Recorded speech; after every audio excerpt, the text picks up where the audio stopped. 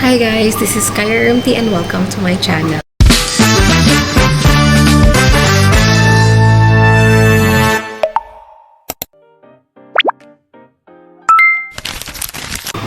So for today's video, isasama ko kayo dito sa work ko sa lab and 6 AM ako. So as you can see, naririnig yun na kinontrol ko na lahat ng machine.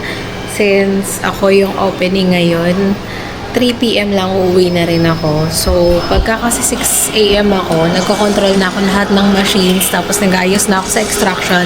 Since ako yung extraction, yun lang, maya-maya mag-extract na ako, mag-aayos na ako dun sa labas. See ya!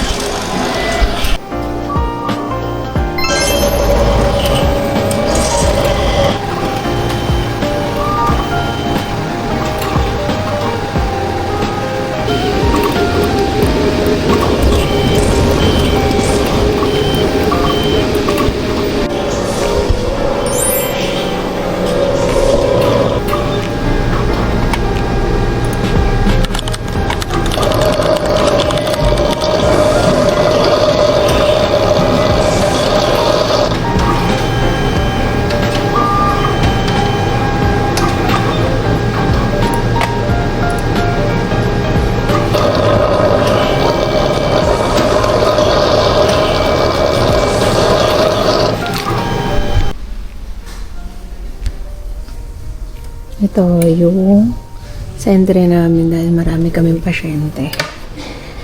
Tapos ito extraction area. The doctor schedule. This is my station for today's video.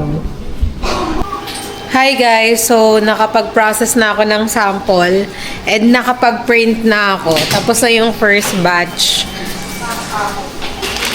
So, ito po si Angel.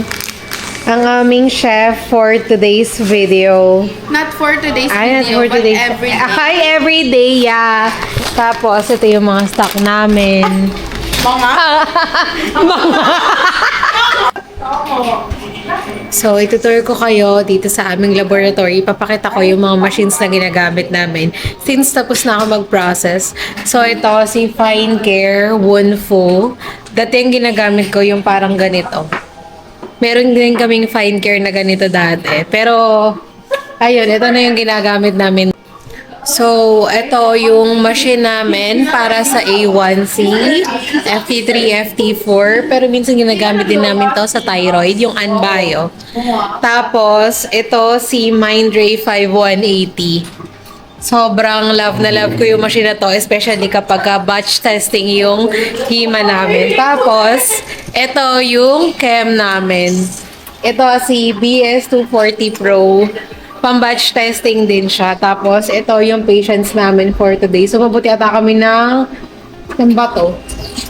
Basta madami siya. 50. Mga 50 yung patients namin for today's video.